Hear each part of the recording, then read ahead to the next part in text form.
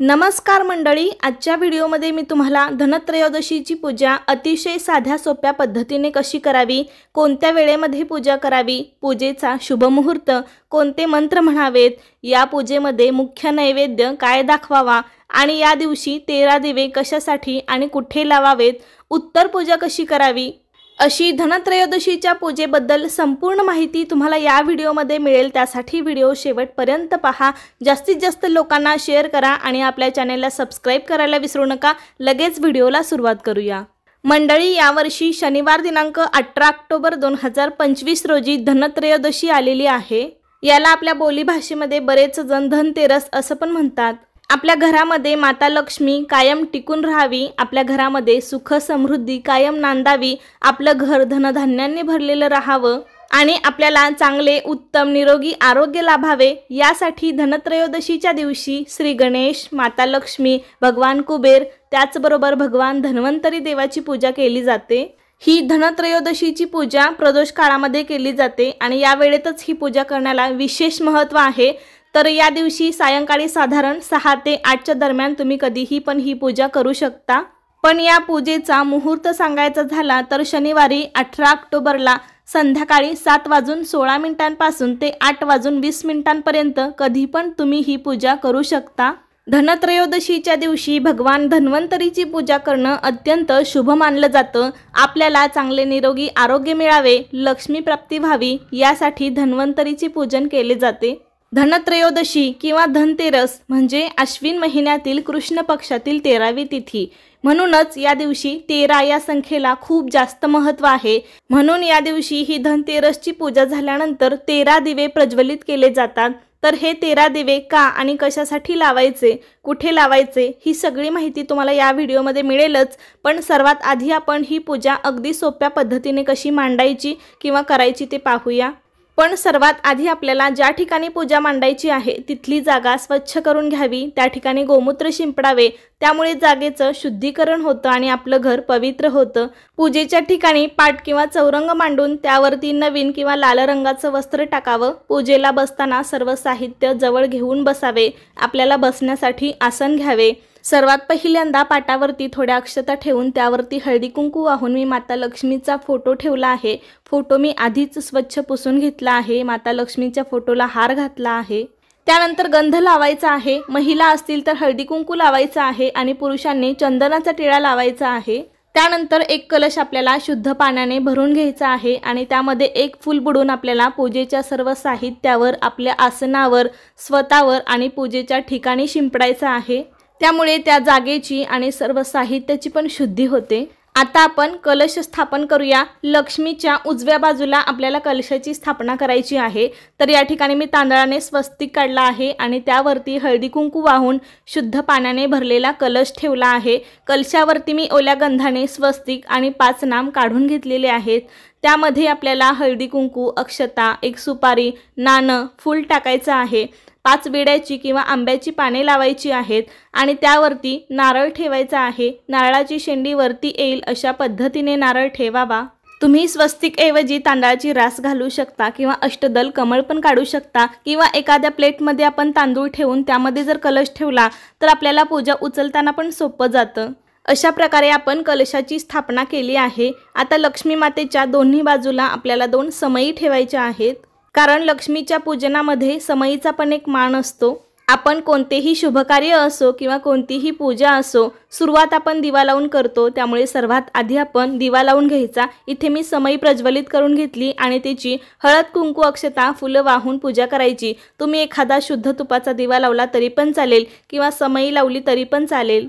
पण सर्वात आधी आपल्याला दीपपूजन करून घ्यायचं आहे। मनोभावे नमस्कार करायचा आहे। दिव्या दिव्या दीपत्कार, कानी कुंडल मोती हार, दिव्याला पाहून नमस्कार, असा कोणताही दिव्याचा मंत्र तुम्ही म्हणू शकता। त्यानंतर पूजेला सुरुवात करण्यापूर्वी आपल्याला आचमन करायचं आहे। आपल्या मनाची आणि शरीराची शुद्धता व्हावी, आपली पूजा चांगली व्हावी, यासाठी आचमन करणं गरजेचं आहे। त्यासाठी डाव्या हाताने उजव्या हातामध्ये पळीभर पाणी घेऊन ते प्यायचं आहे। ओम केशवाय नमः। दुसऱ्या वेळेस ही पळीभर उजव्या हातामध्ये पाणी घेऊन ते प्यायचं आहे। ओम नारायणाय नमः। तिसऱ्या वेळेसही आपल्याला पळीभर पाणी घेऊन ते प्यायचं आहे। ओम माधवाय नमः। आणि चौथ्या वेळेस उजव्या हातामधील पाणी खाली ताम्हणामध्ये सोडायचं आहे। ओम गोविंदाय नमः। आपलं आचमन झालेलं आहे। आता लक्ष्मी मातेच्या समोर आपल्याला 3 अशा तांदळाच्या छोट्या छोट्या राशी घालायच्या आहेत आणि त्यावरती हळदी कुंकू वाहून आपल्याला ज्या देवतांची पूजा करायची आहे त्या सर्व देवांना आपण स्नान घालून घ्यायचं आहे। पहिल्यांदा गणपती बाप्पांची मूर्ती ताम्हणामध्ये ठेवून गणपती बाप्पांना शुद्ध पाण्याने, पंचामृताने आणि पुन्हा एकदा शुद्ध पाण्याने स्नान घालायचे आहे। श्री गणेशाय नमः। श्री गणेशाय नमः। वक्रतुंड महाकाय सूर्यकोटी समप्रभ निर्विघ्नं कुरु मे देव सर्व कार्येषु सर्वदा। स्नान घातल्यानंतर मूर्ती स्वच्छ धुवून पुसून आपल्याला पहिल्या तांदळाच्या राशीवरती स्थापन करायची आहे। तुमच्याकडे गणपतीची मूर्ती नसेल तर तुम्ही गणपतीचं प्रतीक म्हणून एखादी सुपारी घेऊ शकता। गणपतीला स्नान घातल्यानंतर या पूजेमधील मुख्य देवता म्हणजे भगवान धन्वंतरी। तर भगवान धन्वंतरीला आपण स्नान घालून घ्यायचे आहे। एका ताम्हणामध्ये मी भगवान धन्वंतरीचं प्रतीक म्हणून एक सुपारी घेतली आहे आणि त्यावरती शुद्ध पाण्याचा, पंचामृताचा अभिषेक करून घ्यायचा आहे। तुमच्याकडे धन्वंतरीचा फोटो किंवा मूर्ती असेल तर तो तुम्ही घ्यायचा आहे। माझ्याकडे पण फोटो किंवा मूर्ती नाही आहे धन्वंतरीचा, त्यामुळे मी त्यांचं प्रतीक म्हणून सुपारी घेतली आहे। आणि बऱ्याच जणांकडे नसतो, कारण आपल्याला हा फोटो वर्षातून एकदा लागतो, त्यामुळे बऱ्याच जणांकडे नसतो, तर आपण अशी सुपारी घेऊन पूजा करू शकतो। ओम श्री धन्वंतरये नमः। ओम श्री धन्वंतरये नमः हा मंत्र म्हणू शकता आणि सुपारी स्वच्छ धुवून पुसून आपल्याला मधोमध स्थापन करायची आहे, कारण ही या पूजेची मुख्य देवता आहे। त्यामुळे आपल्याला धन्वंतरीची सुपारी बरोबर मधोमध ठेवायची आहे। त्यानंतर ताम्हण स्वच्छ करून मी पुन्हा एक सुपारी घेतली आहे कुबेर देवाचं प्रतीक म्हणून। या ठिकाणी पण तुमच्याकडे कुबेराची मूर्ती असेल तर ती तुम्ही ठेवू शकता किंवा फोटो असेल तर तो पण घेऊ शकता। यावेळी आपल्याला कुबेर मंत्र म्हणायचा आहे। ओम यक्षाय कुबेराय वैश्रवणाय धनधान्याधिपतये धनधान्य समृद्धी मे देही दापय स्वाहा। हा कुबेर मंत्र आहे, स्क्रीनवरती दिलेला आहे, तो पाहून तुम्ही म्हणू शकता किंवा तुम्हाला म्हणता येत नसेल तर ओम श्री कुबेराय नमः, ओम श्री कुबेराय नमः हा साधा सोपा मंत्र म्हणला तरी पण चालेल। हा कुबेर मंत्र आपल्या घरामध्ये धनधान्य समृद्धी कायम टिकून राहावी यासाठी म्हणला जातो, कारण कुबेर हा धनसंपत्तीचा स्वामी आहे। आता आपण या सर्व देवतांची पूजा करून घेऊया। कोणतीही पूजा आपण गणेश पूजनाने करतो, आपले आराध्य दैवत, त्यामुळे सर्वात आधी आपण गणपतीला गंध, अक्षता, फुल वाहून पूजा करायची आहे, नमस्कार करायचा आहे। त्यानंतर आपल्या मुख्य देवतेची म्हणजे भगवान धन्वंतरीची पूजा आपल्याला करायची आहे।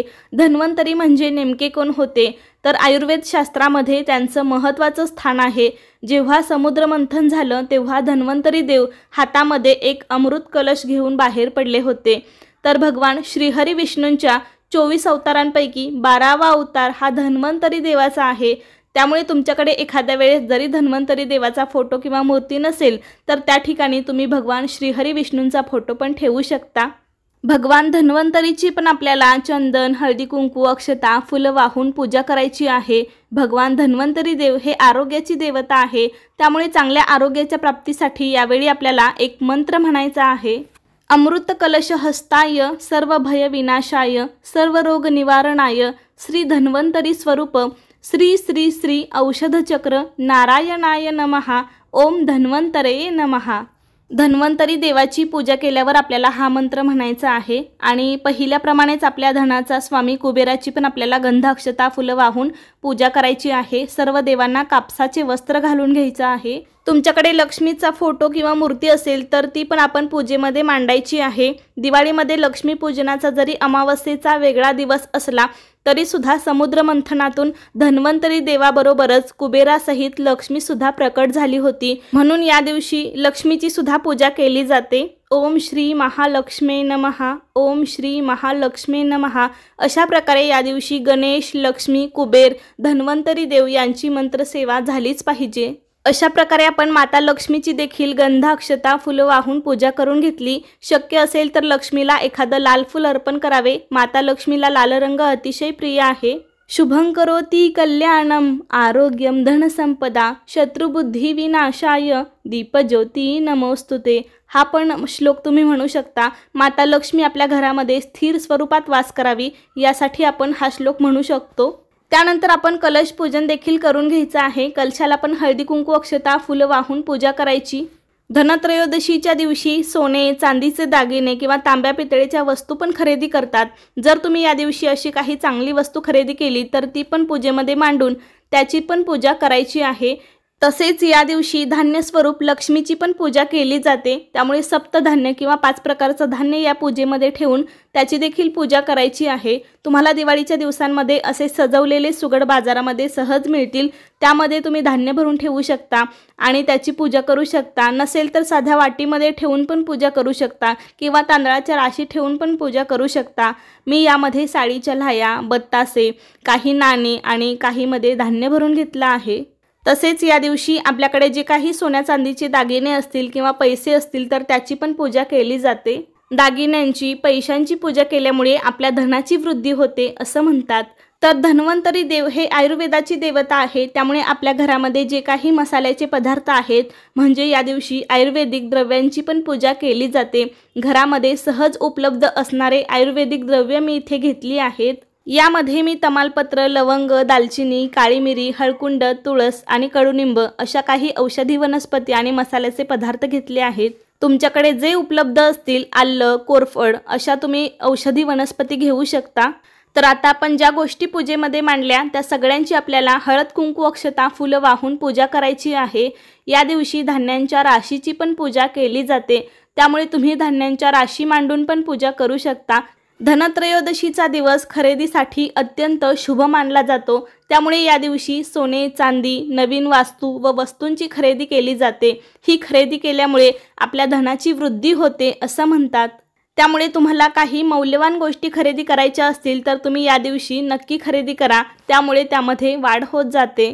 आपल्याला घंटेचे देखील पूजन करायचे आहे। माता लक्ष्मीच्या उजव्या बाजूला आपण घंटा ठेवून घंटेला पण गंध, अक्षता, फुल वाहून घंटेची पण पूजा करायची आहे। घंटा थोडी अशी वाजवून ठेवायची, त्यामुळे आपल्या घरातील जी काही नकारात्मकता आहे ती दूर होते।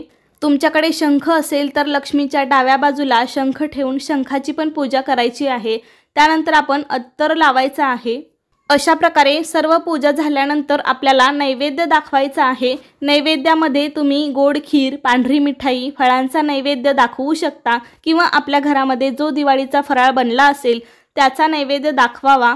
पण या दिवशी देवांना आणि धन्वंतरीला मुख्य नैवेद्य म्हणजे धने आणि गुळाचा असतो। या दिवशी धनस्वरूप धान्यांना फार महत्त्व असतं, त्यामुळे या दिवशी धने आणि गुळाचा नैवेद्य आपल्याला दाखवायचा आहे। शक्यतो याच दिवशी धने खरेदी करून त्या धन्याची पूजा करा आणि त्याचा नैवेद्य पूजेमध्ये दाखवा। या दिवशी धन्यांना फार महत्त्व असतं। अशा प्रकारे जो कोणता तुम्ही नैवेद्य घेतला असेल त्याभोवती 3 वेळा पाणी फिरवावे। नैवेद्यम समर्पयामी, नैवेद्यम समर्पयामी। त्यानंतर आपल्याला धूपदीप ओवाळायचा आहे, आरती करायची आहे। सर्वात आधी गणपतीची आरती म्हणायची, त्यानंतर लक्ष्मीची आरती करायची। धन्वंतरीची पण आरती तुम्हाला यूट्यूबवरती मिळून जाईल, ती पण तुम्ही करू शकता। मनोभावे नमस्कार करून आपल्या चांगल्या आरोग्याच्या प्राप्तीसाठी प्रार्थना करायची आहे। धनत्रयोदशी म्हणजे आश्विन महिन्यातल्या कृष्ण पक्षातली 13वी तिथी। या दिवशी 13 या संख्येला खूप जास्त महत्त्व असतं, त्यामुळे आपण जी काही धनत्रयोदशीची पूजा मांडली आहे या पूजेतील देवी देवतांसाठी आपल्याला 13 दिवे प्रज्वलित करायचे असतात। तुम्ही कणकेचे दिवे पण तयार करू शकता किंवा मातीच्या पंत्या पण लावू शकता। तर आपल्याला या दिवशी 13 दिवे प्रज्वलित करून त्या दिव्यांची देखील पूजा करायची आहे, कारण असे 13 दिवे लावल्यामुळे आपल्या धनामध्ये किंवा आपण जी काही खरेदी करू त्यामध्ये 13 पटीने वाढ होते असं म्हणतात। म्हणजे या दिवशी आपण जे काही चांगले कार्य करू, लक्ष्मी मातेची सेवा करू, सोन्या चांदीचे दागिने खरेदी करू, या सगळ्यांमध्ये 13 पटीने वाढ होते।